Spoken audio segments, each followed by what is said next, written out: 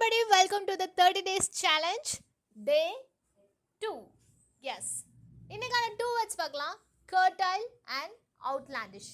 Curtail அப்படின்னா to reduce, to make something shorter or smaller. ஒரு விஷயத்தை நம்ம குறைக்கணும், கட் பண்ணணும், ஸ்மால் ஆக்கணும் அப்படின்னா நம்ம வந்து curtail யூஸ் பண்ணிக்கலாம். See here the example. I have to curtail my answer because I have no time. எனக்கு டைமே இல்லை, அதனால நான் என்னோட ஆன்சரை சுருக்கணும் அப்படிங்கிறது தான் இதோட மீனிங். Next word outlandish. அவுட்லாண்டிஷ்னா வெரி ஸ்ட்ரேஞ்ச், அன்யூஷுவல். எல்லாரும் ஒரே மாதிரி இருக்கிற இடத்துல ஒருத்தர் மட்டும் டிஃப்ரெண்ட்டாக ஒரு யூனிக்காக வேறு மாதிரி இருந்தாங்க அப்படின்னா அதை வந்து நம்ம அவுட்லாண்டிஷ் அப்படின்னு சொல்லுவோம்.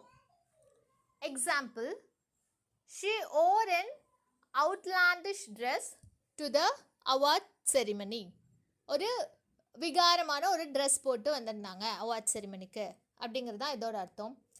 இல்லைனா today's generation kids want to look in an outlandish வே. இந்த காலத்து குழந்தைங்கள்லாம் ஒரு அவுட்லாண்டிஷ் வேல தன்னை ப்ரொஜெக்ட் பண்ணணும்னு நினைக்கிறாங்க அப்படிங்கிறது தான். ஸோ இந்த மாதிரி இடங்களில் அவுட்லாண்டிஷ் யூஸ் பண்ணுவோம். இன்றைக்கான 2 வேர்ட்ஸ் curtail அண்ட் அவுட்லாண்டிஷ். அண்ட் நேற்று 2 வேர்ட்ஸ் பார்த்துருக்கோம், that is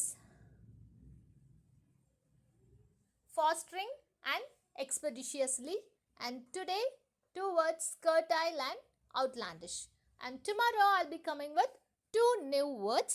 Till then, stay tuned. Thank you.